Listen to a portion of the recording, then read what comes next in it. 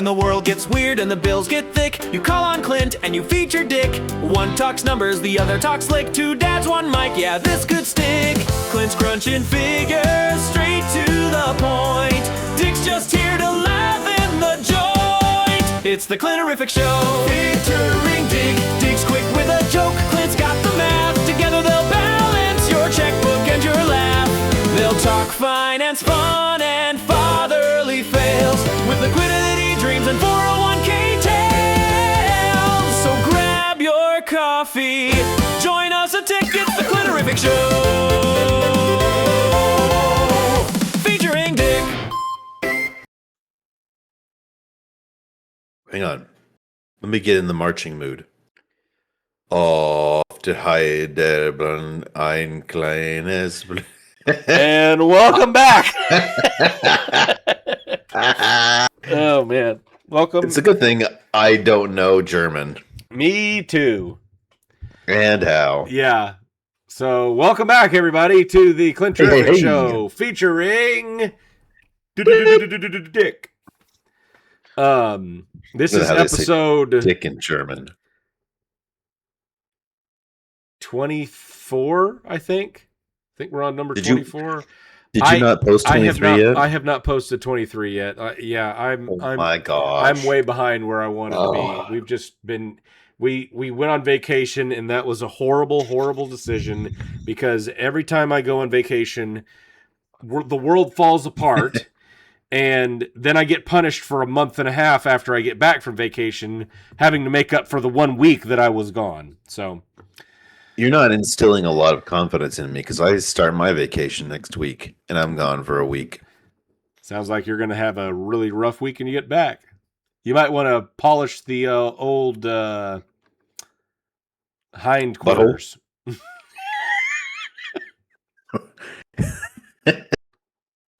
Oh man. Yeah.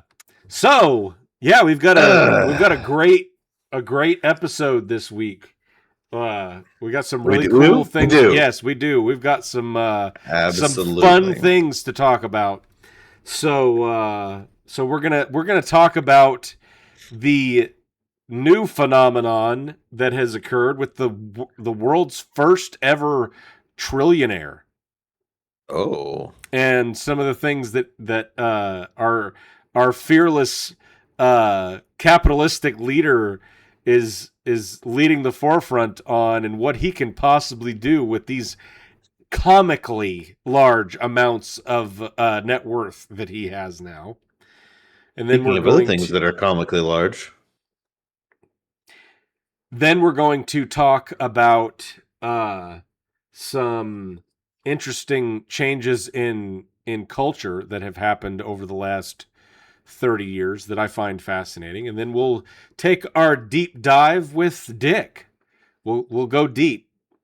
Maybe even balls deep this week. Maybe. And depends if I have the endurance for it or not. Yeah. And I would also like to give a shout out to our unofficial sponsor this week, Barks Red Cream Soda, the most delicious soda on the planet. Barks, if you're listening, please put this in more restaurants, because it is incredible. Even though I realize that I'm basically drinking a large can of Red 40. Good thing you don't need your testicles anymore. They don't do anything for me anymore anyway. So what is the flavor of red cream other than... So the best way I can describe it is strawberries and cream soda.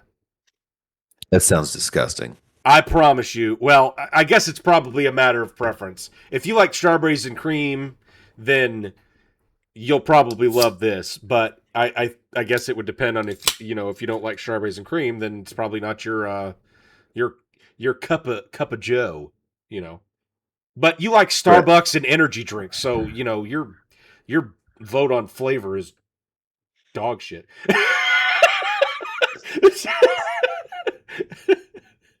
I don't want to beat around the bush.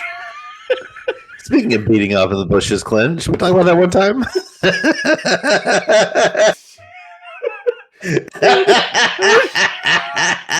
Oh man! You didn't walk into that one. Oh, You ran into that one. I did. I guess we could share that story because that's a great story. It's a classic Clint story. It really is. I've got some doozies. Oh my gosh. Yeah. So for those of you who don't know me, this was about 8 years ago, like almost to the day. So this was right before Anna and I got married.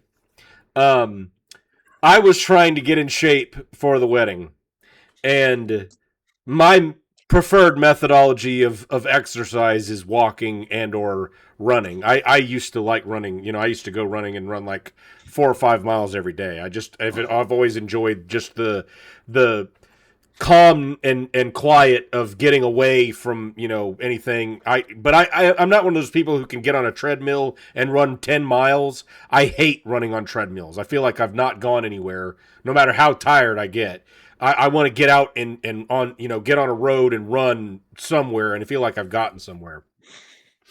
So at this time I was rooming with Mr. Right Tool. Right, Aaron. Yeah, Mr. Right Tool. He was from the lawn. Is he the right tool or is he the real left tool? I never can remember. Maybe he is the real left tool. Well, let me see if I can look it up. It's I know it's on Instagram. Real left tool. What? No. I guess I could just look up. Okay. Yeah, it is the left tool. I don't know why I always get that wrong. The real left tool. Anyway, so he's my roommate. So I was we for our honeymoon, we were going to we went down to I don't know why I'm drawing a blank on the name of this place. Dominican Republic in the Dominican Republic. Yeah, well, there was an all-inclusive like sandals resort that we were going to. Okay, cool. Porta Prince or something like that. Punta Cana. That's it. Punta Cana. Okay, and so this is the first time I've ever been to a very close to the what's that line in the middle of the world called? Equator. I don't know. I was gonna say Ecuador. Yeah, like it's been a day. Okay, it's been a day. The equator. I will be the first to admit that I am typically pale as a ghost, and I have very little sun tolerance. Whereas Anna, she is blessed with tanning like by moonlight kind of thing. So this was a Saturday afternoon, about 12 o'clock. I go out and I was like, okay, I'm going to get some sun. I lay out in the sun for about 30 minutes trying to get some sun. As I'm laying out, I'm drinking one of those Lipton green teas, I think is what it was. Nice.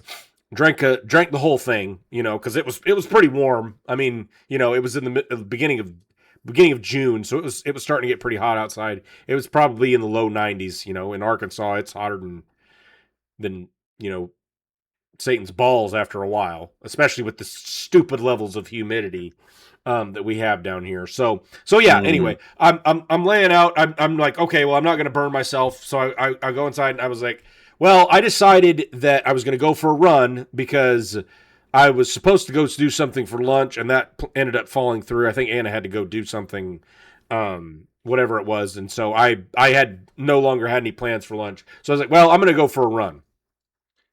Well, I had just drank this entire bottle of green tea, and then I go and get because it's hot outside, and I don't take a water pack with me. So if I'm going to go for a 4 or 5 mile run, I'm just going to drink a lot of water before I leave. So I down probably 32 ounces, if I had to guess, of water. Crap. It was quite a bit. Like it was a lot of water, but I hadn't drank any that day. And so I drank that.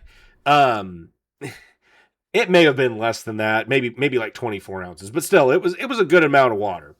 And I don't know if this is only me or if this is, common for other people to experience this, but when I drink water around the same time that I've drinking any level of caffeine, it goes through me like nobody's business.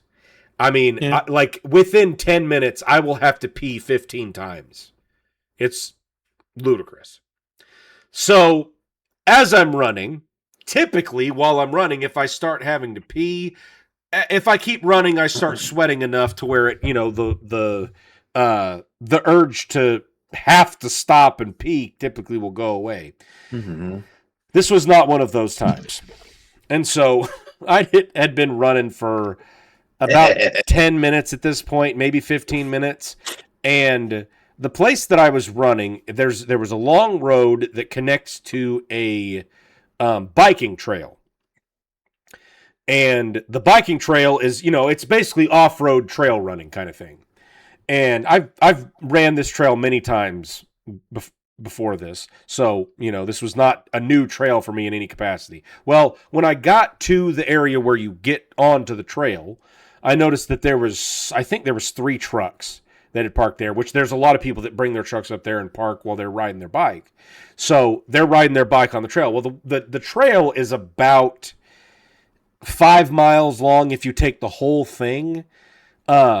And then there's another leg that connects to it on the other end that it totals up to like 11 or 12 miles.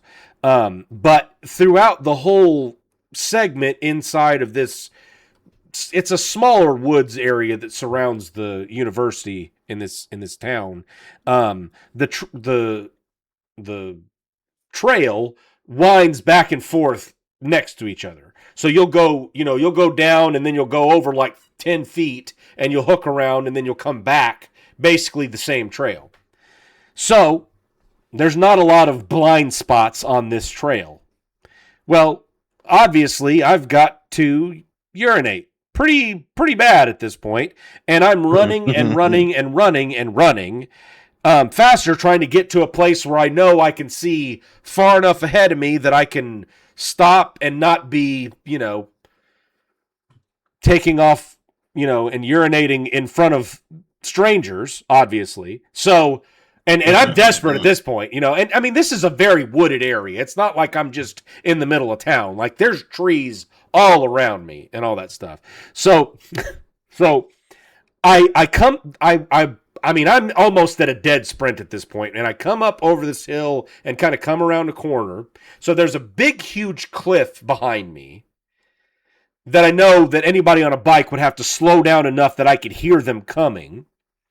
And I can see up ahead of me on the trail far enough that I was like, there's no way that anybody is going to be close enough to see me. So I stop. So I mean, it's obviously it's June in Arkansas. Plants are growing. The grass is starting to get pretty tall. And so you're either in the trail or you're in, 3-4 foot bushes and fleas and ticks and mosquitoes and everything else. So I was like, well, I don't want to, lay down in whatever insect, category is in front of me. So I lean over.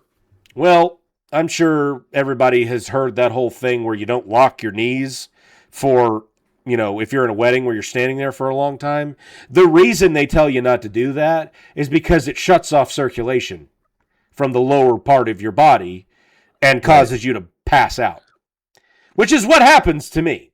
So I lean over and I remember looking down to the left, which is the direction that there was a long straight stretch of the trail. And then I looked to the right just to make sure that, nobody was coming up the hill behind me or anything. And then I woke up laying in the bushes. So, I don't know what happened to me at this point.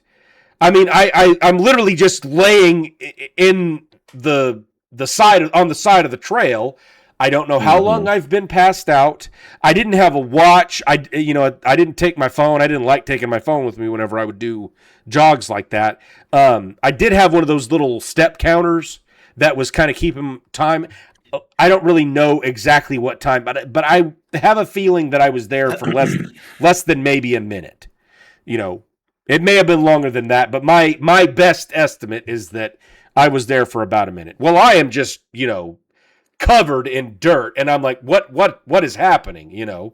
I've got bugs crawling on me and all this other stuff. And so I sit up and I'm like, okay, what happened? Because I'm trying to figure out what's even happening at this point.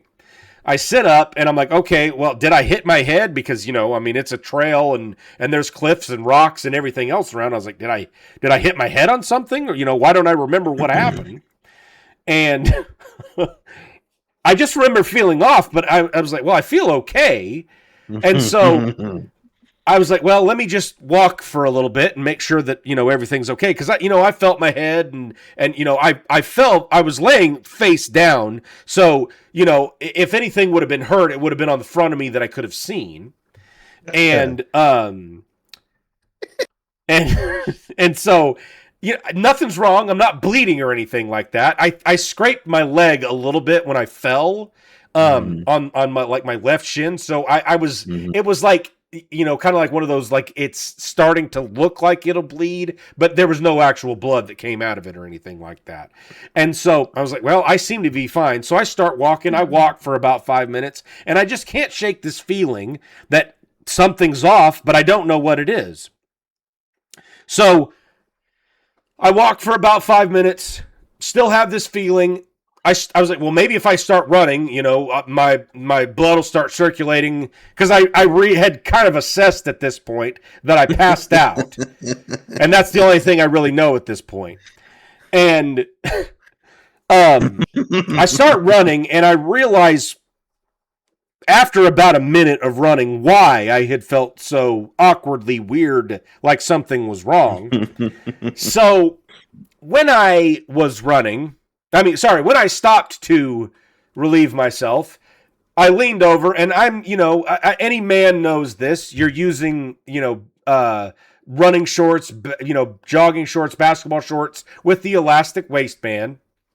Yeah. You pull them down, you do your business, and then you pull them back up. Well, I blacked out after the pulling down, but not before pulling back up. So I had been running around with my equipment mashed up against my stomach for the better part of about 10 minutes now. And this horrifying thought goes through my mind because I remembered, all of it's coming back now. I remembered why I was laying on the side of the road passed out because, I couldn't figure out why I was even there. And I remembered it's because I was urinating and realized that I had not, I guess I was done urinating by the time I fell over, but I had not finished the moving clothes back to their original position process. And so, like I said, my equipment's mashed up against my stomach, and this thought goes through my mind. I was passed out on the side of a trail with my equipment hanging out for who knows how long, and I know there was people on this trail. And I was like, that would have been the most interesting experience for somebody as a biker to just drive by and like, yeah, there's this guy. Is he blacked out? Yep, he's unconscious. Is he okay? No, he's got stuff out. I'm gonna keep going. Just hanging around with it all flopping out. Yeah, exactly. So that's one of my funnier stories in life is me blacking out trying to get in better shape and passing out on the side of a trail where I'm fairly positive that there would have been somebody that stopped and tried to help me, but who knows? I just can't get over the picture in my head of you running down the trail flopping. Oh man, in the wind. Yeah. And then just like I would love to see the look of on my face of realization when I realized what was going on, because I don't know if this was 5 minutes or 20 minutes. You know, it was kind of like, you know, I'm still trying to gather my wits about me as I'm realizing that all this stuff has happened, and I'm passed out laying on the ground and all this other stuff. So yeah. Super funny story that I've told a handful of people, and they have cried excessively because they've been laughing so hard. Oh my gosh, it's such a great story. It's such a great story. Yep.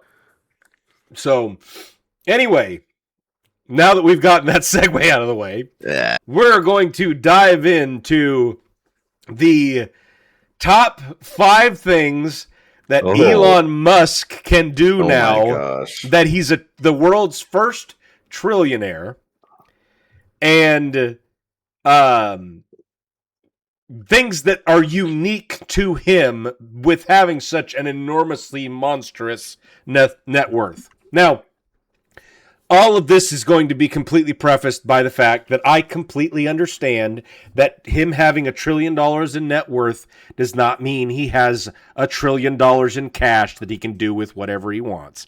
I understand that he has assets worth upwards of $1 trillion. I understand how the math and the financial accuracy is, but this is just for the sake of a fun discussion, because he's the world's first. You're telling me that he doesn't have a tower in which he has all of his money poured into a large chamber that he can dive into and swim around in? He doesn't, but I will tell you what he could afford. Oh. And these are some really good things, okay? So I'm listening. With having $1 trillion, for those of you who don't know, my son educated me on this today, because, you know, you don't think about this very frequently, and he loves math. A trillion is 1 followed by 12 zeros, which means it's 1,000 billions. So I just want to let that sink in for a minute. That's a lot of billions. So this is the list of the top 5 things that he can do with that level of net worth that are unique to him because he has that much money. Okay. So here is number 1. Now, I don't know that this is a legitimately real thing, but I have a feeling based on what I researched that this actually could be accomplished. It's called the Global Cloud Control Service. Because he owns such an enormous number of satellite constellations, he could purchase the rights to specific atmospheric pockets or weather monitoring systems. Say what? Then, listen, this is good. He could set up a service for where people for a nominal fee could subscribe to have a cloud shaped like a rocket or a logo move over to their neighborhood for the afternoon. It's essentially a vanity project for atmospheric branding, using orbital mechanics to turn the sky into a customizable billboard. What? Based on what I've looked at, that is something that he legitimately has enough capital to be able to create and do right now.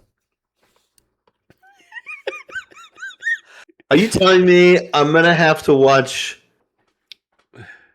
You might Tesla commercials in the sky? I'm not saying he's going to do it. I'm saying he could afford to. And if that's unique to him. Okay. Here's another really funny one. This is along the lines of the billboard The billboards. Oh, great. So it's called the Reverse Infrastructure Project. So I don't know if you're aware of this. I'm sure you've probably seen. Next time you go on a road trip, pay attention to the billboards that are on the side of the road. There is an enormous amount of billboards in the United States, and there's a lot of them that are starting to fall apart. Sure. Yeah, absolutely. Yeah. So nobody uses them as much anymore. Exactly. You know, advertising has evolved significantly since billboards became the standard. Now, there are a handful of billboards that are very, effective in what they do. Maybe. But, for the most part, marketing has moved away from the traditional, one-off billboard that's just out in the middle on the side of the road. Right. Well, for this, oh no, most billionaires build things. With $1 trillion, Musk could buy out the rights to all mundane highway billboards, not some, all, across the entire United States. Okay. And afford to replace them with high-definition 24/7 live stream footage of a single slow-moving Tesla bot staring blankly into the camera.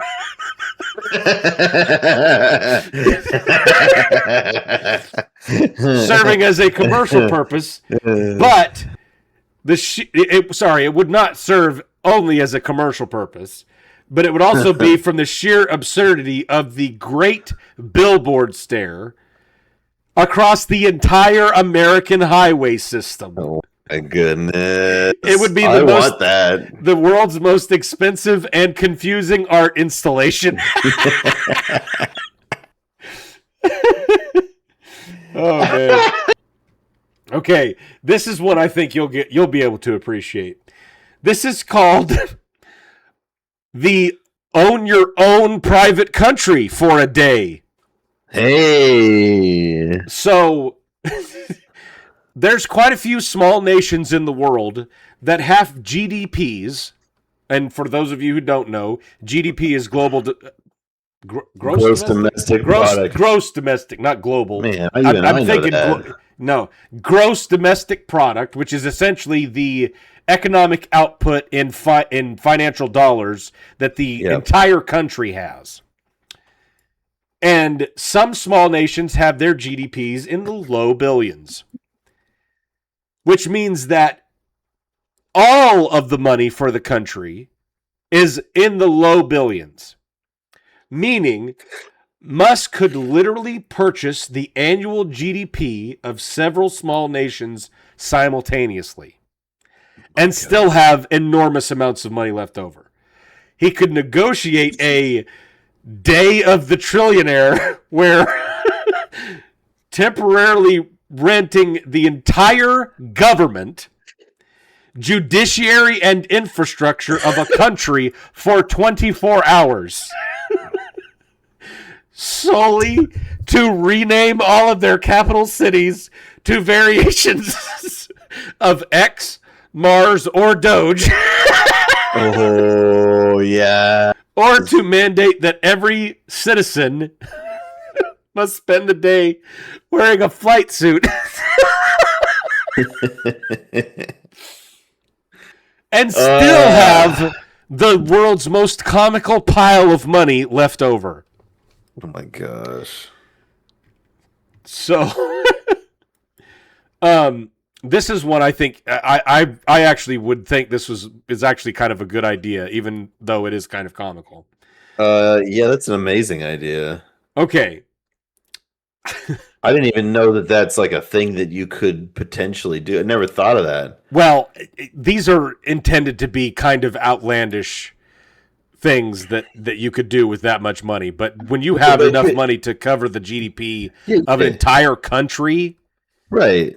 Go to a small island nation and be like, hey, I'll cover your nation's entire bills for a whole year if you put this on. And then they go, do you have it in my size, sir?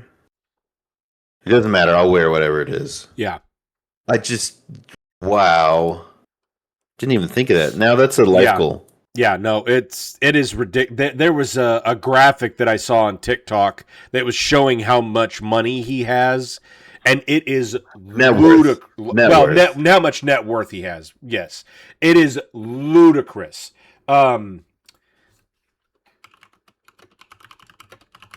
Okay, I need to see what the second place is. Okay. I didn't realize it was that bad. Okay, so Larry Page is one of the biggest owners of Google Alphabet. He is number 2 on the world's wealthiest net worth individuals on the planet. Okay. He is worth $294 billion. Pennies. There is a yacht that is, I believe it's the most expensive yacht that you can acquire on the planet. Oh, okay. It costs $1.5 billion. Oh my goodness. For one. For one. For one. For one. I'll never see that much money in my entire life. Elon Musk could own 31 of these and still have more net worth than the next 3 people on the list combined. Oh my gosh.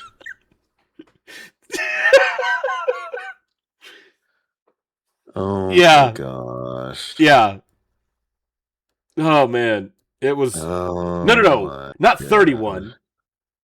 301. Yeah, 301. Sorry. 301. That sounds better. Yeah. And still have more net worth than the next 3 guys on the list combined. Which are Larry Page, Sergey Brin, both high ups high level ownership in Google Alphabet, and then Jeff Bezos.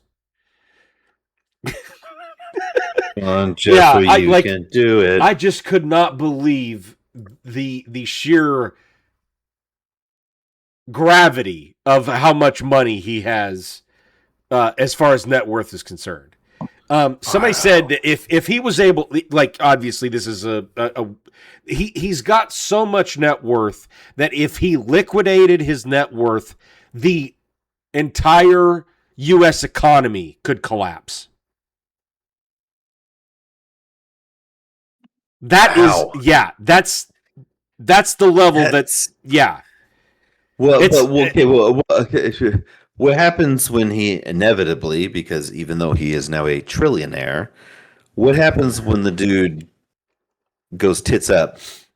Well, so that gets passed on, and there's going to be death tax and all kinds of other crap. I mean, can you imagine the death tax on $1 trillion? Oh man, yeah. I'm surprised he's still alive. The reality is he's got enough resources that he's going to have all of this stuff set up in trusts for his grandchildren's grandchildren.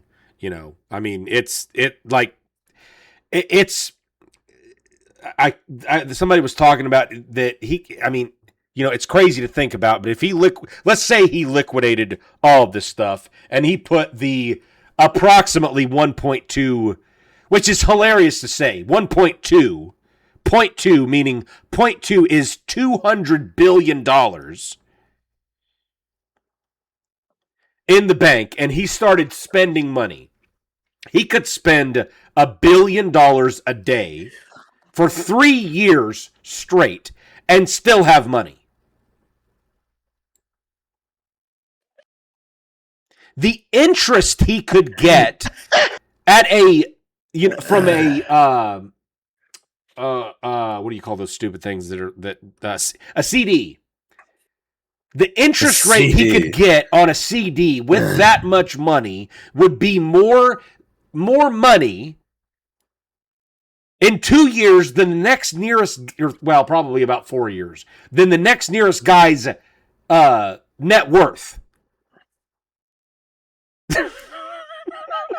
It's bonkers how much money this is. So here's the last 2. I think you'll get a kick out of these last 2 because I thought these were hilarious. So the first one is the personalized constellation. So what? He owns enough resources and has access to enough resources. He could purchase enough small satellite launch capacity to populate low orbit Earth with thousands of microsatellites programmed to form specific shapes when viewed from Earth at night. He could essentially turn the sky into a giant, slow-moving LED display, displaying memes, massive logos, or custom messages that are visible to the entire planet, creating a permanent orbital advertisement for his own whims. Can you imagine just walking outside and looking up in the sky and like, oh, look, there's some, oh, no, those are not stars. That's just Elon's ad for the day. And it's across the whole sky.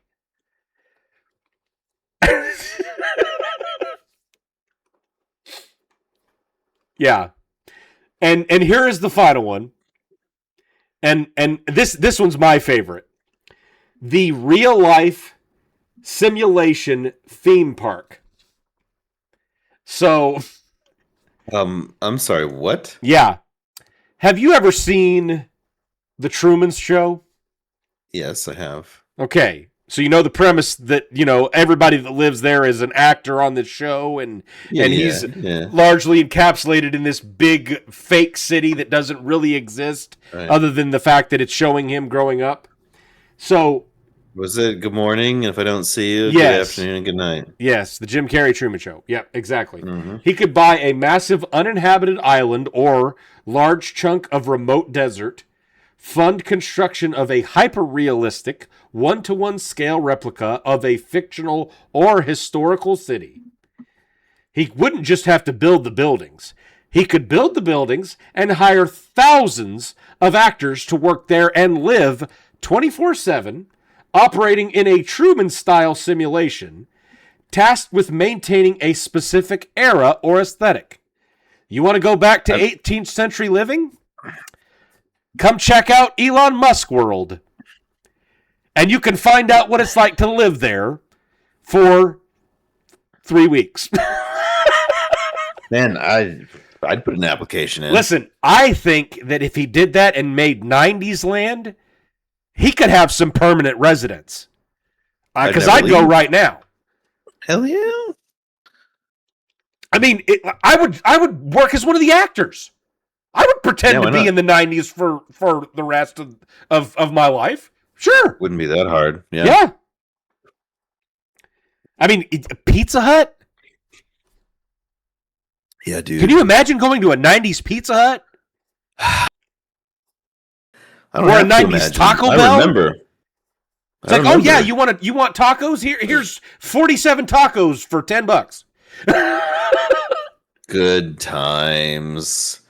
Good times. Yeah. Yep. So yeah, don't get me started on that. Yeah.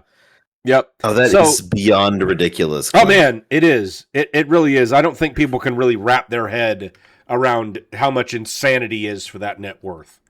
See, this just further solidifies my belief that Elon Musk could become, if the circumstances were right for it, he could become the first ever real Bond villain. Oh yeah, 100%. Easily. Yeah. Yeah, if he's not already. And I'm not saying anything bad about Elon Musk. I think what he's doing is providing some significant value from a capitalistic perspective, but obviously, you don't become a trillionaire. The thing is, if you're not providing value. I mean, in our economy, okay, in our largely, even just in the Western world, our largely capitalist economies and societies, there's no way. I believe people can yell conspiracies all they want. There's no way you don't become worth that much money by providing terrible things. Yeah. Or doing terrible things, you know. I mean, you've got to be pretty cutthroat and ruthless to. Sure. I mean, I know a lot of people don't like him, like just straight up. And it's been a while since we've sat down for a meal, so I don't know what's going on in his life right now, Yeah. If you'd love to come on our podcast, listen, we would love to have you, Elon. We would love to have you on our podcast. I'm waiting for the text. Yeah. I can't wait. Can you imagine what that would be like? That'd be inconceivable. Okay. But I mean, I'm going to be honest. So, I know I bought my car, 6-7 months ago now, and I have no problems with the car. It's actually been a better car than I expected it to be. Yeah. But I have started doing some research on electric vehicles. And I think part of my reason for not purchasing an electric vehicle in the past has been kind of this, I don't know the right word for it, but like it's almost like there's this dogma that we're kind of programmed to believe that getting an electrical car it's not going to be as reliable or functional or do as good of a job as a car or a truck or whatever, you know what I'm filling the blanks. You mean an ICE vehicle? A what? Internal combustion engine? Yes, exactly. ICE. Exactly. Yeah. And so from that perspective, they talk about the batteries like, oh yeah, if the battery goes out, it's insanely expensive to repair. Yeah, that's accurate. They are pretty steep. So is an engine.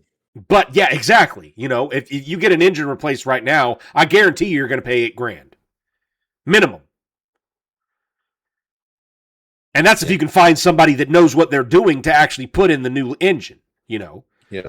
And at that point, it's like, it's probably worth just buying a new car, Well, depending on the car, but yeah. Obviously, it depends on the car and a bunch of different variables and stuff like that. But most people don't have $8,000 just lying around and be like, oh yeah, I need a new motor. Well, I guess I'll go put in a new motor.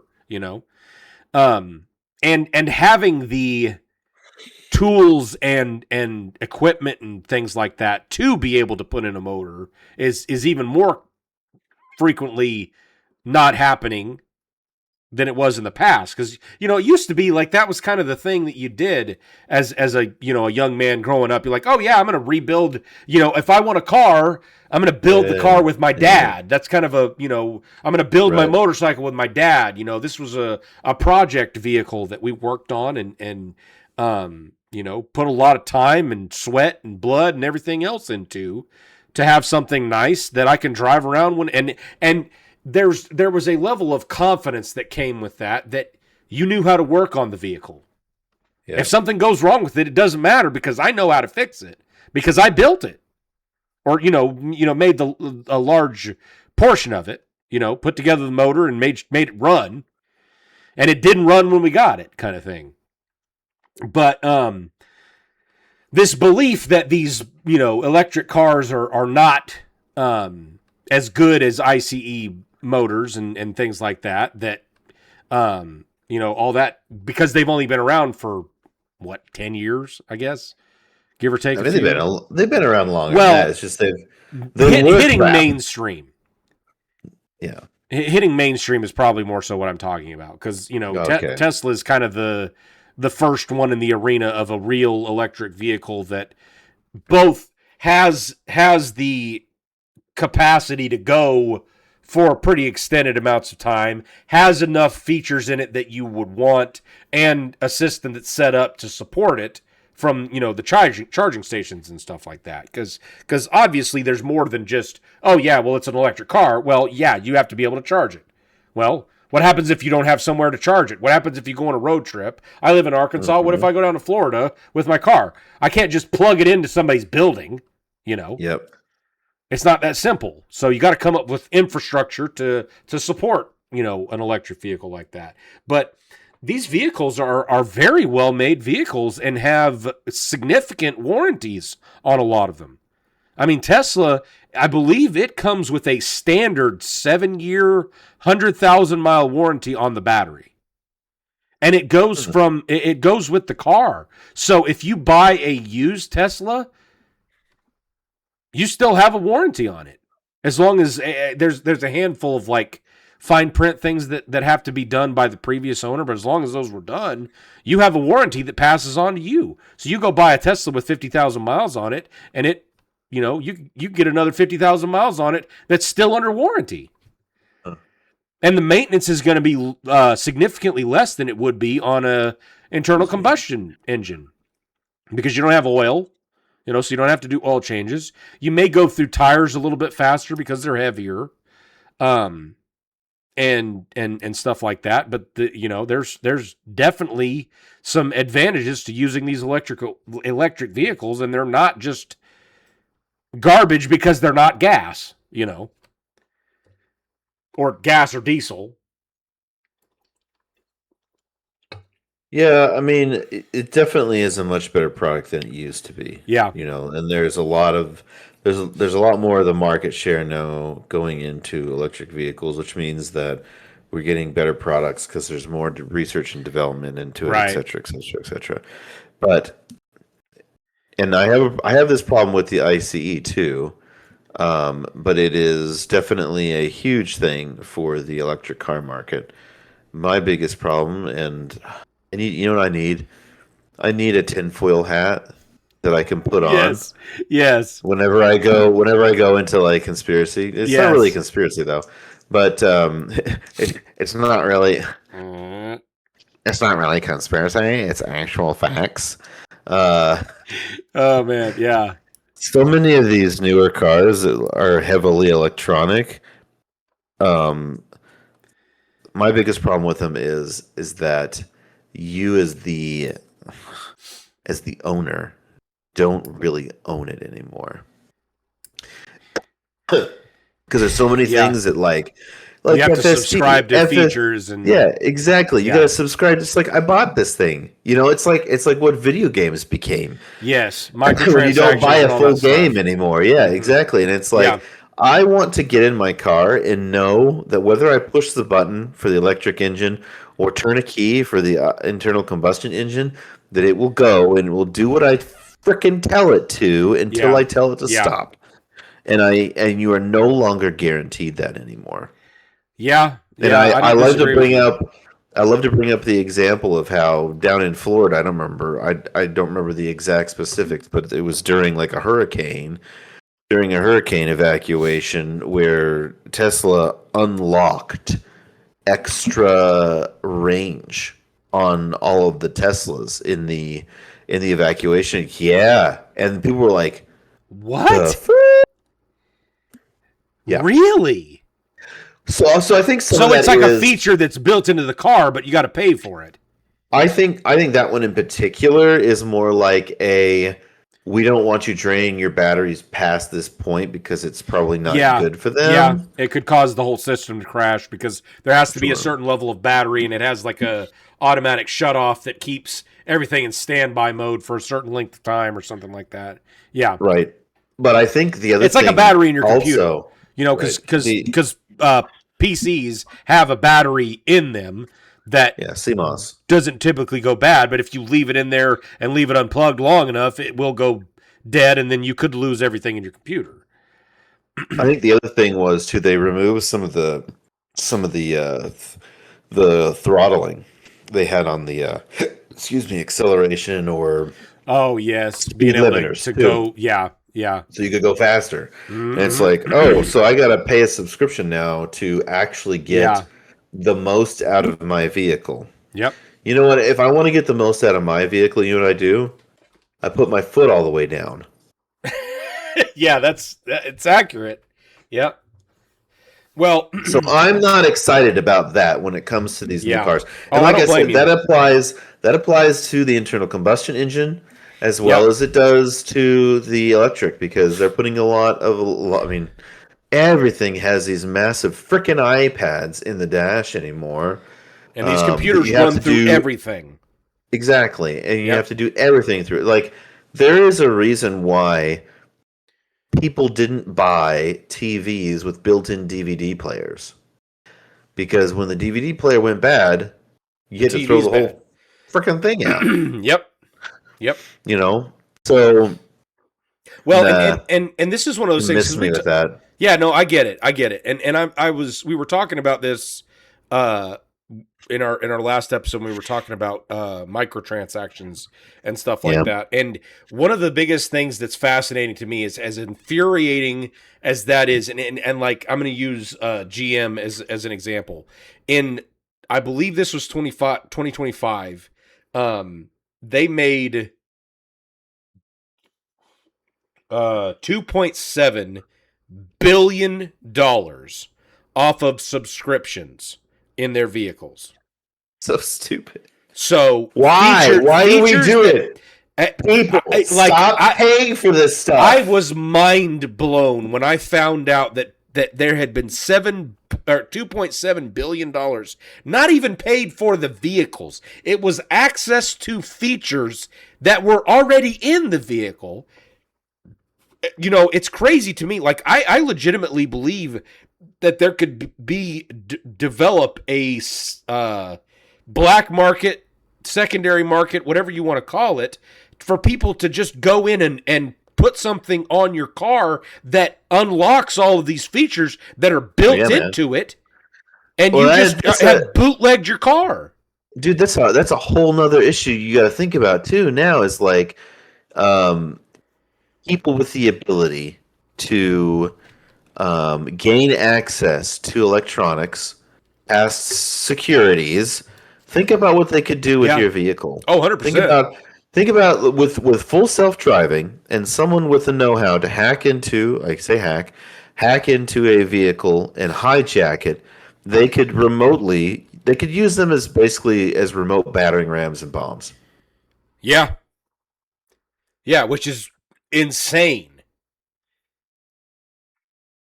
But that's the world we live in. Yeah. So anyway, that was This is why I love my standard manual shifting gas guzzling car. Yeah. Yep. No, I get it. And I don't disagree with you. There is a lot of benefit to having your traditional gas guzzler. Yeah.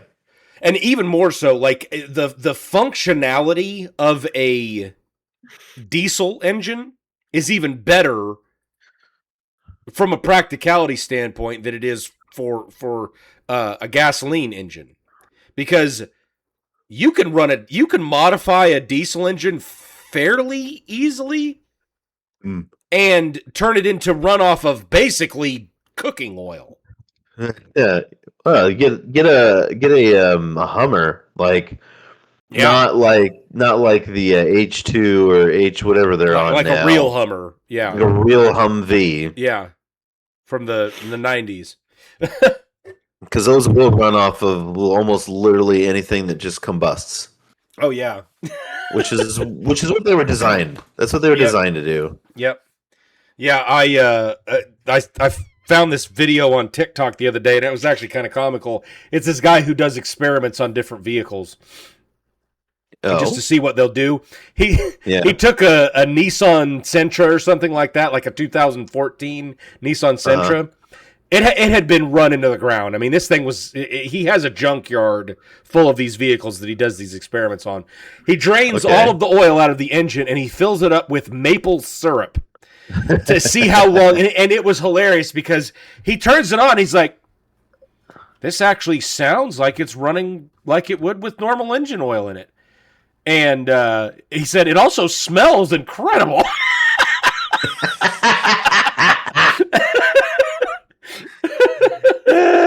It's hilarious. I feel like I've got somebody cooking pancakes in my car. I need to get a thing of bacon and slap it on top of the engine block. Exactly. But and it was kind of funny because the car actually ran.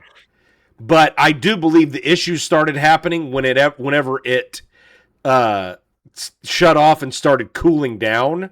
because it started like that burning of the syrup. It does not do that. It doesn't hold its viscosity like an actual oil does. Like engine oil. Yeah, like engine oil, exactly. But wow, that's hilarious. But it was entertaining from the perspective that he's doing experiments with these cars, and it's like, yeah, you know, you shouldn't run your car off of maple syrup, but you could in a pinch.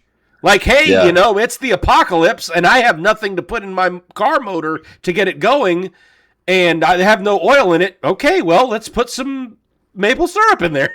Oh my gosh. You know? Oh my gosh. It's not going to be great, but it's better than nothing. Literally better than nothing. But I thought that was pretty comical. Not for long. Jeez, man. Yeah. Oh my gosh. So anyway, but yeah, I had kind of looked into possibly getting an electric vehicle, and you know, I will say that I am very intrigued by the new Tesla Roadster that's supposed to be coming out in the next who knows how long. I don't know if you've heard anything about this. I mean, I don't pay attention to. I don't typically, but I listened to the Joe Rogan podcast when Elon Musk was on there, and he was talking about it. The crazy piece to me is the range, 620 miles. I mean, if true, bonkers. That's a like incredible mileage, right? But but what's even crazier is the acceleration and the top speed. Oh my gosh! According to Musk, which you know you have to take it with a grain of salt, whether or not this is legitimately what they're getting out of it, who knows? Okay. But to get 620 miles of range in a supercar. 1.9 seconds, 0 to 60. Wow. Top speed of marketed 250 miles an hour. He said it is, according to him, his words, it is the only factory-tuned, off-the-line car that you can buy that can go over 250 miles without any modifications at all. You mean 250 miles an hour? Yes, sorry, 250 miles an hour without any modifications. And will throw you through the back seat if you push it to the floor. Goodness. Yeah. Wow. I would. The only thing for me is I would almost be scared to have that kind of acceleration because, like, I mean, and you know, this is obviously coming from somebody who has not driven an electric vehicle at this point. I don't know what the acceleration controls are like. Like, if you accidentally stomp on it a little bit, because you know, I've had times where you know, get in the car and you know, your foot catches on something or whatever, and you stomp on that accelerator. Obviously, you let it off real quick, and you're not going to throw yourself into the back seat. But right, that also doesn't have a 1.90 to 60. You know, wow. That's almost like I realized that I screwed up and accidentally bumped the accelerator too hard, and now I'm going 60 miles an hour. Yeah, dude, that's nuts. Yeah, but so for something to have that level of distance with the 620 miles of range, plus the monstrous levels of you know, acceleration and top speed, it's just crazy. So I know they're working on some battery changes in the Chinese market that are like supercharger or mega chargers or something like that, where they charge like, I think I've heard about, I believe it was Xiaomi or there's another one called BRO or BRB or something like that. BYOB? Bring your own battery? BYD, actually. Oh. That's the company, BYD. I believe they're building a new technology that allows you to charge 0 to, I think it's 0 to 80 in 10 minutes. Yeah. Which is 3 or 4 times faster than anything in the U.S. market from what I've seen right now. I have heard, though, that can be bad on the batteries long term. Well, no, it's supposed to not cause any degradation at all. They fixed it charges incredibly fast, and it doesn't screw up the battery. I believe some of them are working on what's called a solid state battery. But you're getting this info from China, right? Well, I'm getting it from TikTok, which is basically China. I was going to say that is China. Yeah. Whatever happened to us banning that? Yeah. Well, they're getting a lot of commercial money now, so. I'm so glad I'm not on TikTok. This is which, everything coming out of China could largely be a lie, based on what I know. But according to this, there's a Chinese company called Chang'an. It's fine. Yeah. Yeah. They have solid state batteries in their vehicles, and the cells are boasting energy density of whatever that means, but promises a driving range exceeding 930 miles. I don't believe it. I can't say that I believe it either. I would have to see it. And I know it's being developed. Because I know there are some U.S. companies that are working on it too, and there's another one called Diamond Crystal batteries or something like that. They're basically like synthetic diamonds that are being used as battery cells, but they're like tiny batteries. So think cell phone battery. But supposedly the degradation doesn't exist in these things. So based on what I've seen, which I have not seen a lot in the last couple of years, there was a real big push for this company about 3 or 4 years ago that I thought about investing in, but it never really came to anything. and maybe it's just because they haven't quite cracked the code yet. But the tests that they're running on these batteries say that they're supposed to have no degradation for like it's like 28,000 years or something insane like that, and can hold significantly more charge. So like your phone, instead of it being charged once a day, you charge it like once a week.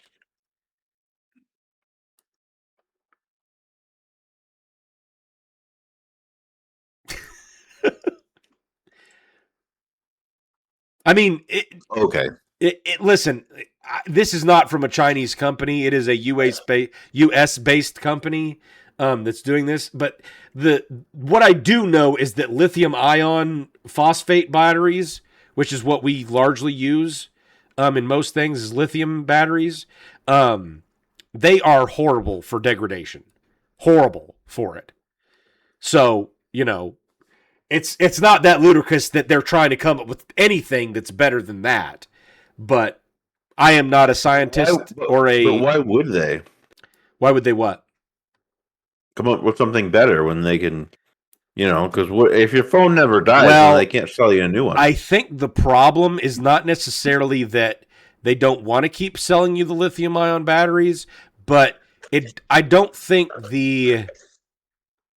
your phone still becomes obsolete because of the chips and the RAM and the cameras and stuff like that. So if I could buy a phone that would last me a week on a full charge, I would much rather do that. And I also believe that they're starting to have issues. Maybe I'm wrong on this. This is just speculation, but I have a feeling that there's probably a limited supply of lithium in the world. And I believe there is there has been some speculation that there's been a natural gas shortage. for a few years now. Now, I don't know if that's still a thing. I don't know if they found other pockets of natural gas, but there was some talk there for a while. Because, I mean, I don't know if you remember back in like 22, gas prices were like obnoxiously insane. I think I had a month in December where our gas bill was $652. And that was not with the leak. That was just a regularly, fairly cold winter. Could not believe it. Now, I think a lot of that was because of price hikes, because of COVID and stuff like that. But I was going to say, I thought it was because of the Ukraine war, but... Well, it could have been because of that, too. There was a lot of things that were kind of happening all at the same time that that led up to those, costs spiking. But but anyway, so that was all I had from the electric cars perspective. I know we kind of went off on a random tangent about, cars and electric stuff and all that, but it was about Elon Musk. We gotta celebrate our victories, and having the world's first the world's first trillionaire is pretty neat. Pretty neat. Yay us. yeah. And like I said, Elon, if you want to come on here and chat with us, we would love to have you. We could probably schedule you in sometime. I would love to have an autographed photo of you that I can put on my shelf back here, right next to Mo Bandy. Good old Mo. Good old Mo. So yeah, what do you have for us this week? Because we're gonna go straight into going deep. We might even go so deep this week that what was it? The Challenger exploded. No, not the Challenger. What was that? What exploded? What was that? What exploded? The submarine. That was an implosion. Yeah, that one. What was the name of that? Shoot. Titan. Yep. Is that how I don't know why I had such a hard time remembering that, because the Titan went down to see the Titanic. Yes, the Titanic. Yeah. He went to see the Titanic. Yep. Yeah. That's a very morbid thing to type into Google, because, that's the name of the submarine. And people also ask, did the Titan crew suffer? Probably not. Holy crap. Like, that would have been like a light switch flipped, from what I understood. Yeah, probably. Yep. And you're out. So, man, I don't know, man. I don't know. Everything's been super busy. You know what, though? One of the things that, I don't know, man. It's going to get real. It's going to get real heavy in here right now. It's going to get really heavy. Okay, let's go, Mr. Dick. Go deep. Let it out. I've just been tired, Thursday. Gosh, Thursday. It's Thursday today, by the way. It is. Yes, it's ridiculous that it's Thursday today. I slept in this morning unintentionally, which kind of sucked. But I went to the gym anyway this morning, because not going to the gym is worse. Yeah. And went to work, did work, had a meeting at work at the end of the day, which ran late, and then I came home late and had to run off and do something with my cousin real quick, and then came back here and got on late with Sir Clint. And it just seems like, some days, just not enough time, from the time I get up, which is before the sun, by the way, and the time I go to bed, which is this may shock you, after the sun, I'm like, yeah, there are so many other things I wanted to do today. Yeah. Where has the time gone? You know, and it's one of those things where it's really fascinating as a phenomenon getting closer to 40, because I know that there has been a significant shift for me mentally in like the last 3 years. I mean, it's like it, you know, like that Roadster going from 0 to 60 in 1.9 seconds. Like I just can't even wrap my head around how fast time goes. The days are, you know, but it's weird because like sometimes the days feel really slow, and then I look at the calendar and it's like it's June already. My son just turned 6 this week. No, he didn't. My son is a baby. He was just born yesterday.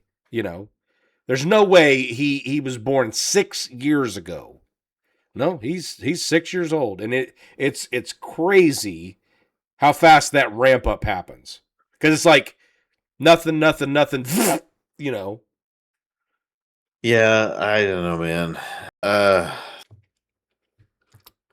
don't even know anymore. You know, so I'm kind of curious about this, and I don't know if you had I don't know if you had anything specific you were wanting to talk about, but I am curious about this because we're talking about, you know, Elon Musk and his wealth that he's accumulated.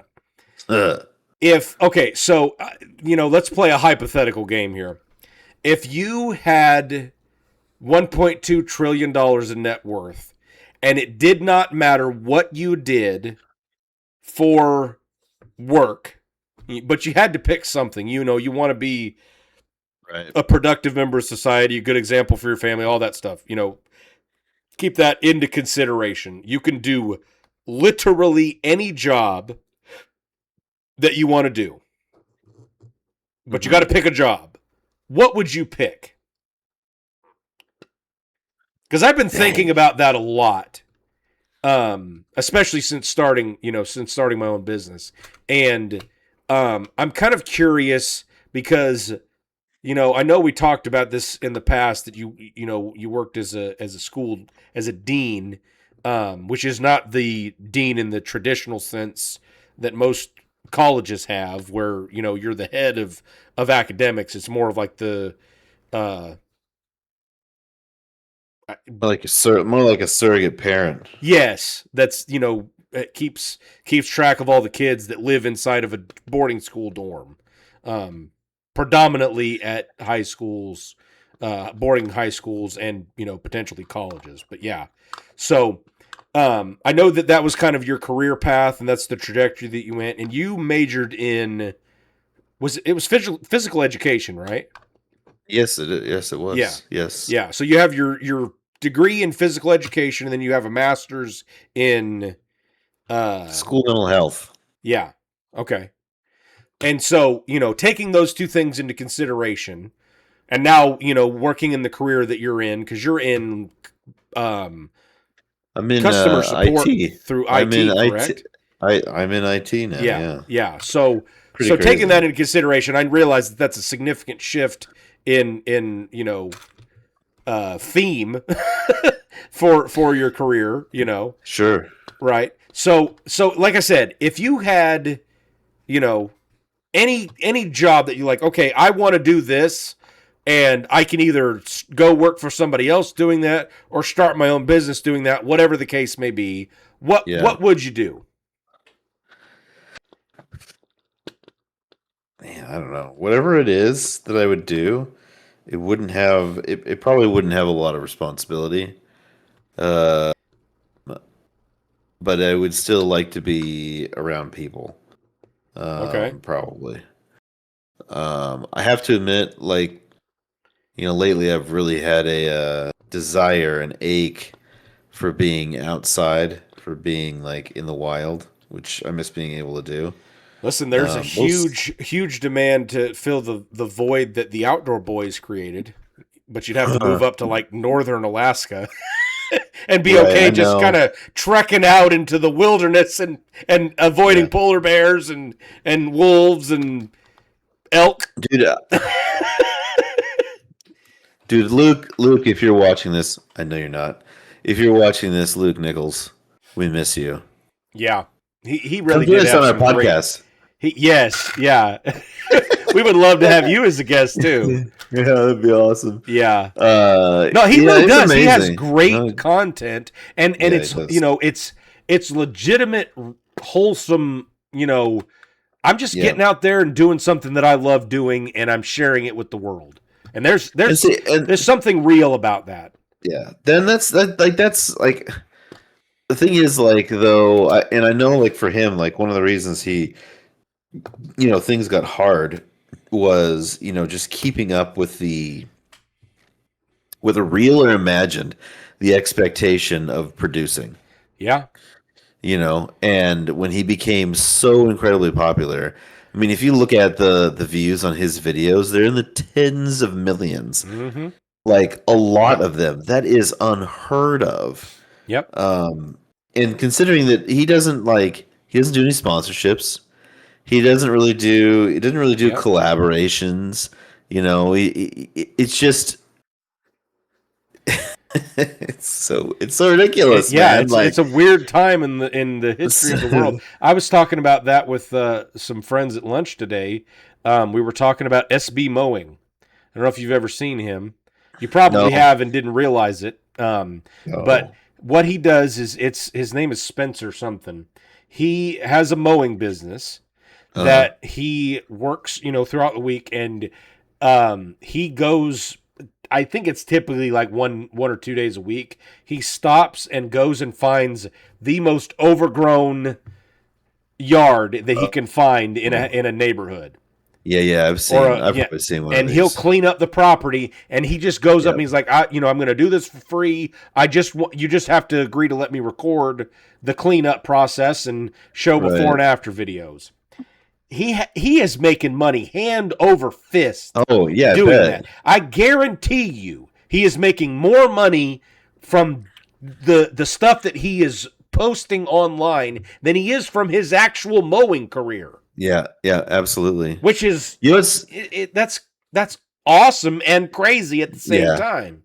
You know why? Hey, though? I'm in a world where I can volunteer to do something for you for free and make more money off of it. But we've all seen yards like that. We've all seen properties like that, and you go by and you can just go, "Oh man, that looks so bad," or you're like, "I just wish that someone," and he's doing it, and you get to watch it, and so in an odd way, you get some of that like dopamine, like satisfaction, vicariously, and people love that shit. I thought about doing it for tax returns. The problem is there's so much that you can't share online. It's like, okay, like I did a video that got 12 million views, and the person had his identity stolen 78 times. It was a great idea and theme, but horrible execution. Yeah. Sorry about that. Your refund is you owe the government $12 million. Yeah. So oh my gosh. So I've kind of thought about that myself, because I was like, okay, if I was to be able to, because I have I have my degree in accounting. I'm working on getting some pieces in place so I can go sit for the CPA exam, and things like that. And as I think through it, I'm like, okay, is this the career path that I want for the rest of my life? And arguably, I like my career path, largely from a perspective that allows an enormous level of flexibility in who I work with and what I'm working on. Because while the accounting is largely the same, I'm not dealing with a huge slog of monotony like I was when I was working in corporate accounting, and even to a lesser extent in tax accounting, because that was kind of a cycle that you get run over every year, and it happens the same way. The end of January comes around. Okay, I've got 2.5 months that I have got to be in a dead sprint until April 15 or the next closest business day, and get as many tax returns done as possible. So there was a monotony in that, but the way that we're doing our business model now is it's more than just accounting services, because we're offering the accounting and tax return preparation as well, but we're also offering, I'm helping you solve a laundry list of problems that you have that just happen to, some of them stem from your accounting, but some of them have nothing to do with your accounting system or payroll or things like that.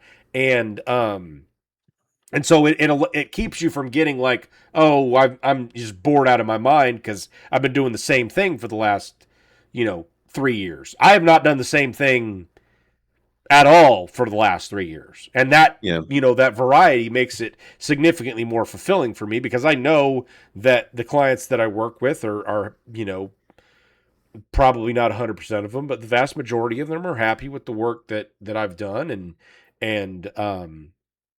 that, that Anna has done for them, and that we've left them in a better position than when we started with them. Right.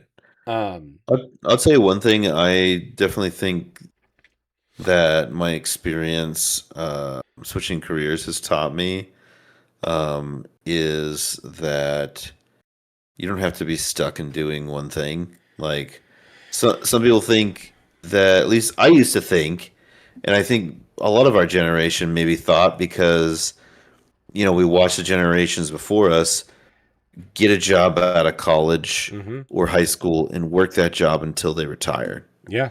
Like that was how, in a way, that was how you made it. And that's just life. If you look at, right, because they watch their parents do that. Right. But if you look at the statistics for careers, especially for our generation doesn't stick to careers all that long, statistically speaking. And of course, there are lies, damned lies, and then statistics. But obviously, I started out in a career, and then ended up getting fired from that first job and doing something that was somewhat adjacent to that career, and then got back into the career that I went to school for again, and then lost that job, and now I'm in a completely different career. And if there's one thing I've learned is, you shouldn't be afraid to try new things. That a good work ethic and openness to, and like willingness to learn, like it sucks. It really does. It sucks, like starting a new career at an advanced age. I say advanced age, and I'm only 40, but advanced age, yeah. But for a lot of people, I got you. Yeah, like you're in a stride on a career. Like that's what they say you should be. You should be in a stride on your career. And I am starting over, but one of the advantages I have is life experience. Yep. And I also don't have, like, I'm focused, a lot more focused. I don't have a lot of things distracting me like I did when I was in my 20s. Yeah. So, in my current job, I have advanced quite a bit more rapidly than I did when I was in my 20s because of, I think, a lot of these things. Yeah. So I think in the end, it'll probably even out. And to add something to that, there is you've kind of said some things that kind of make me think you believe largely this way, and I know I do, is that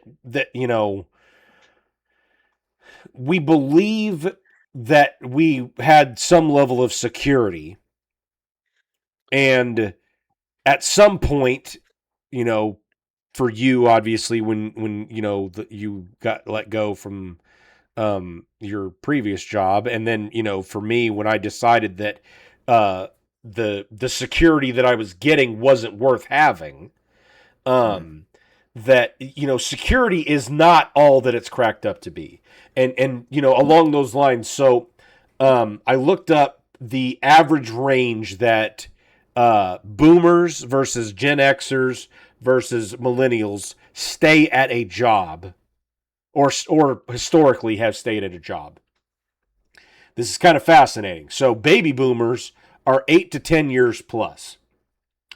This generation prioritizes job security, pensions, and long-term loyalty. Many expected and achieved staying with a single employer for decades prior to retirement. You know, that's my dad. That's a to the T. Worked at the same business for 39 years before he retired. And tried to get promoted and get to better positions, and was never allowed to move up. Yep. So he had security, which was great because, you know, especially from when me and my sister were young, that security was what he needed. But once you get past that, okay, well, I've been working here for 20 years, give me something. And them to say no and continue saying no for another almost 20 years. Yeah. Like, is that security worth it? To me, no. So Gen X is the workplace mentality that they have is balancing strong strong work ethic with a desire for work-life balance. They watch their parents put themselves into extreme positions for their career to make sure that they kept, their security blanket. And they're like, well, I don't want to do that. So they switched their mentality, and they were more open to switching jobs if it meant that they were accelerating their careers, but still wanted some stability. Millennials have completely flipped the lid on that. The average for millennials is 2 to 3 years. And they switch jobs because we are, as millennials, we are constantly used to the whole world changing. Mm-hmm. I mean, if you sat down and counted the amount of times that the world has gone upside down in your lifetime. Yeah. 2001, the World Trade Centers. Like, that event warped a significant amount of how Americans view the world, especially as children. You know, I was 15 when that happened. I can remember to this day basically that entire day. You know, when you have something like that is such a insane event. You know, my dad was 3 years old, I believe, when John F. Kennedy was assassinated. And he says to this day he can remember that happening. I believe his parents heard it on the radio or I think they had a TV, but I can't remember for sure. But they heard it and like he remembers hearing that because it was such a significant event. When the stock market crashed in 2008, 2007, 2008, the COVID.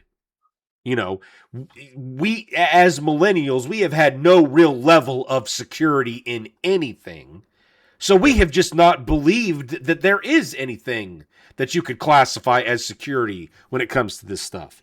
So I'm going to go to your job and I'm going to stay there as long as I can to learn what I can. And if I'm not learning anything and I don't have opportunities for growth or experiences or what I'm looking at, better benefits, better pay, moving towards the career path that I want to, whatever that is, I'm gone. I'm going to find somebody who will. Because I guarantee you don't care enough for me to stay. I'm just a cog in the wheel. Yep. Or, a cog wheel in the machine. And if you have a bad quarter, okay, well, we've got to downsize. You're gone.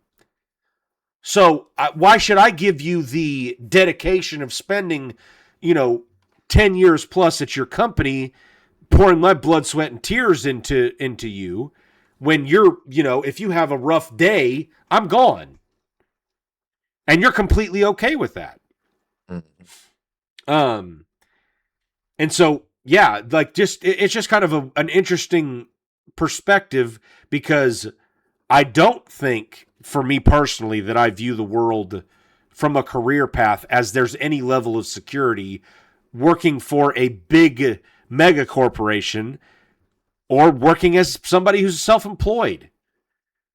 Like myself, I work for myself now because I largely believe that me as my own boss, I believe I could do just as good a job at what I want to do as, that would have led to career path changes and opportunities in any of the previous jobs that I've had.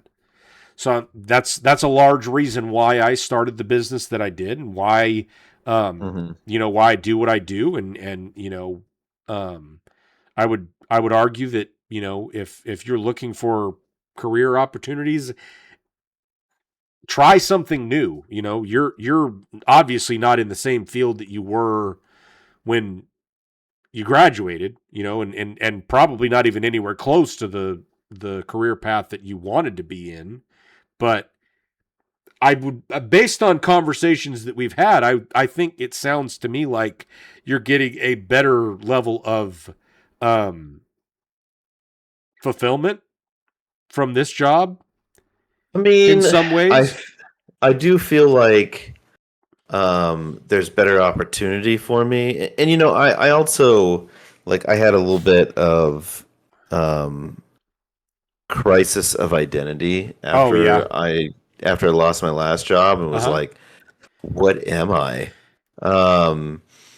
And I had a mind shift change, because I think a lot of people like to have some of their purpose in their vocation.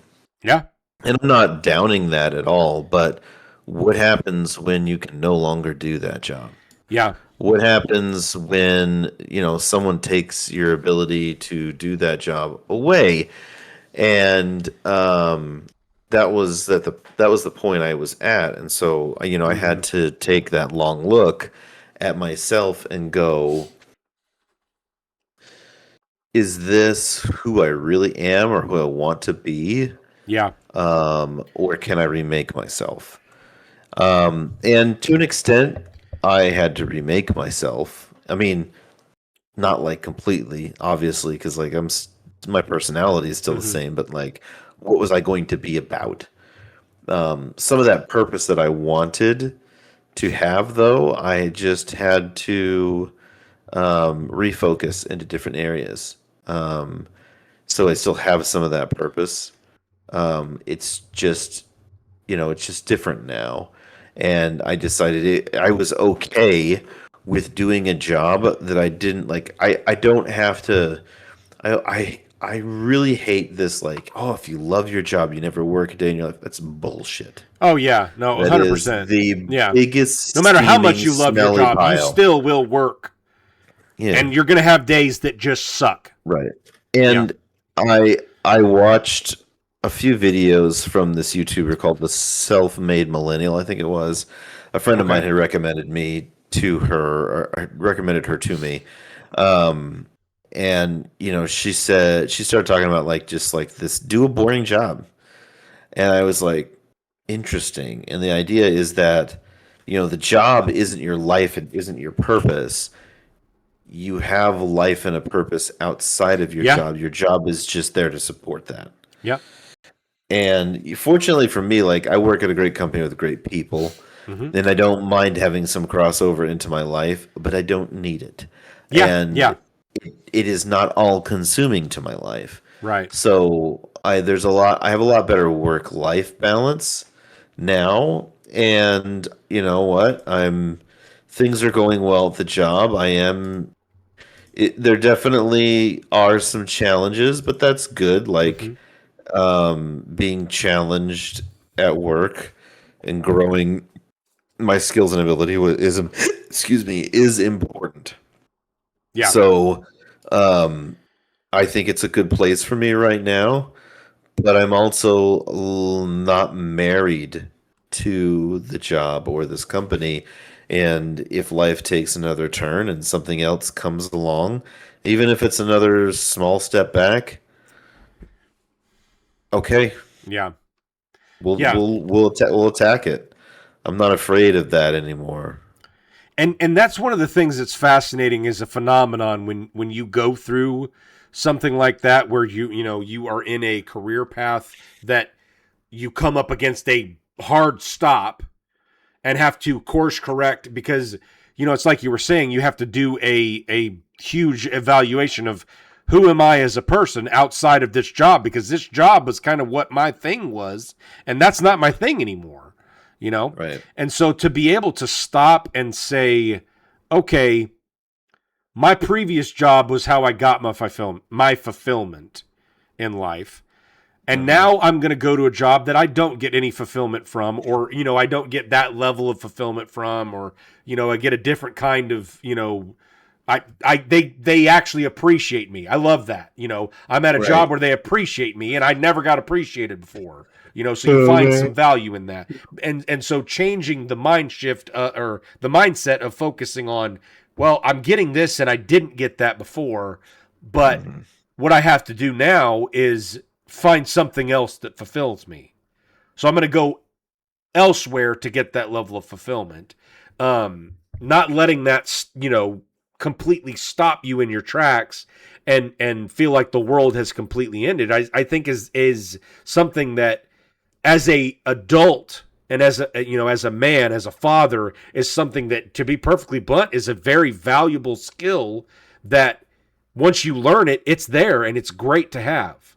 Because so often I catch myself doing this, where I will come up to something as some level of resistance, and I realize that this is not the direction that I wanted to go, or this is not what I needed to do, or, maybe this is just a challenge that I've got to figure out, but I don't let that completely derail who I am as a person. And who I am as a person is something that's in a constant state of mental development, if that makes sense. Like, there's going to be events that happen in your life that change your whole perspective in the world, of the world. When you have a close friend die tragically, that's going to shift your mindset, especially at a very young age, because you go from I'm invincible to I'm not invincible. And so having that kind of a mental shift is going to change the way that you interact with the world. It's going to change the way that you interact with people. It's going to change the way that you interact with your friends and your family, because you start to realize, hey, this is not permanent. They could be gone tomorrow. I want to change how I interact with them to make sure that they know, hey, this could be the last conversation I ever have with you, Dad. I love you. Or, this could be the last, time I ever get to eat my favorite meal that you make, Mom. Thank you for making this for me. It's amazing, and I hope you know how much I love it and appreciate it. Those kind of things. It just changes how you interact with the world. And so, it's like you're saying, when you have this kind of life-altering event, it's going to change how you go forward, from a career path perspective, because you go into your new career and you realize that this could be ended at any time. How am I going to deal with that event? Am I going to let it break me and go into the bowels of depression? Or am I going to move forward because I can? And you've done a great job. This is outsider looking in perspective. I've watched you have some of that fire come back in your eyes that, I know it disappeared when you got let go from that job, because, you were working your dream job kind of thing. Now, it may not have been the perfect version of your dream job, but no, hell no. You know, I realized that there was all kinds of things that you had to deal with from that perspective, but you were in the trajectory that you wanted to be, and to have that snatched away from you the way that it was, I get it. And so, anyway, all that to be said, you know, what I'm trying to get at is basically,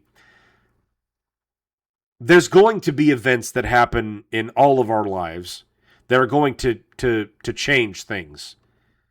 And when that happens, embrace it. Don't resist it. Because the harder you do the harder you try to resist it,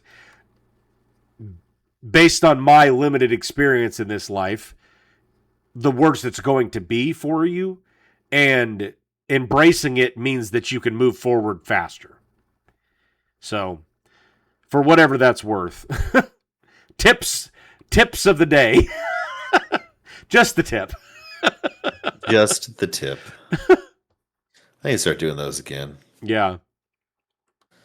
Oh man. But yeah, so that's our going deep segment this week. And yeah, did you have anything you wanted to wrap up with, Mr. Dick? No, actually, just today is a good day for a good day. So go out there and make it a great one. Today's a good day for a great day. So go out there. We gotta work. Okay, I'm gonna work on that. I'm gonna work on it. So it could be better. Anna sent me this video on Instagram. I think it was this guy. This is going to be our last thought, but it was hilarious. She sends this video. This guy has posted a video at TikTok or Instagram or something like that. He's like, I decided like 5 years ago, and like it is entirely possible that he was high as a kite when he's saying this. But he's like, I decided 5 years ago that I'm just never going to have another bad day. And I haven't had a bad day since. And I was like, nice. Interesting. All right. I wish I knew. I was like, if I'd have known it was that easy, I'd have done that decades ago. Right? Yeah. This is a horrible day. Nope. It's not a bad day. No, it's not. It's a great day. Yeah. So anyway, go out there and make it a great one. Because hell yeah, all you got to do is decide that you don't want to have bad days anymore. Right? So, dun, dun, dun. Well, stay tuned next time for our next fascinating topic, which is currently TBD. Woo-woo. And